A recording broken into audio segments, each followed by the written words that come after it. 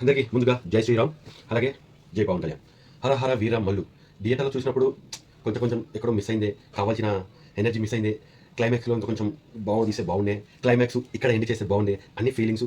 BGM కూడా ఇంకొంచెం బాగా కొట్టొచ్చు అనే ఫీలింగ్ కలిగింది. ఎంఎం కీరవాణి గారు ఇంకొంచెం బాగా కొట్టొచ్చు అనే ఫీలింగ్ కలిగింది. సో కట్ చేస్తే నా ఇంట్లో నా రూమ్లో 65 ఇంచెస్ టీవీలో డాల్బీ అట్మాస్ సౌండ్లో హర హర వీర మల్లు అమెజాన్ ప్రైమ్లో చూసిన తర్వాత నా మనసు తృప్తిగా ఆనందంగా ఉరకలేసి విజిలేసి చాలా ఉత్సాహంగా ఉంది. పర్ఫెక్ట్. అమెజాన్ ప్రైమ్లో సినిమాని కొంచెం స్పీడ్ పెంచి అనవసరమైన క్లైమాక్స్ కట్ చేసి సినిమా ఎక్కడ ఎండ్ చేయాలో అక్కడ సినిమా అమెజాన్ ప్రైమ్లో ఎండ్ చేయడం జరిగింది.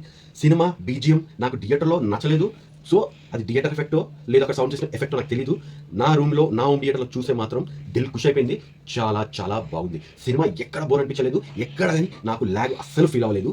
హీరోయిన్ విషయంలో కొంచెం అక్కడక్కడ కొంచెం ఎడిటింగ్ చేసినట్టే ఓవరాల్గా సినిమా నాకైతే అమెజాన్ ప్రైమ్లో చూసి పిచ్చగా నచ్చింది.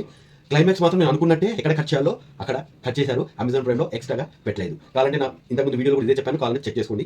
సో ఇప్పుడు అమెజాన్ ప్రైమ్ వీడియోలో స్ట్రీమ్ అవుతుంది. డెఫినెట్గా హర హర వీరమల్లు చూడండి. చూశాక వచ్చి కామెంట్ చేయండి. అలాగే వెళ్ళే ముందు వీడియోకి లైక్ చేయండి. Please do subscribe. జై శ్రీరామ్, జై పవన్ కళ్యాణ్.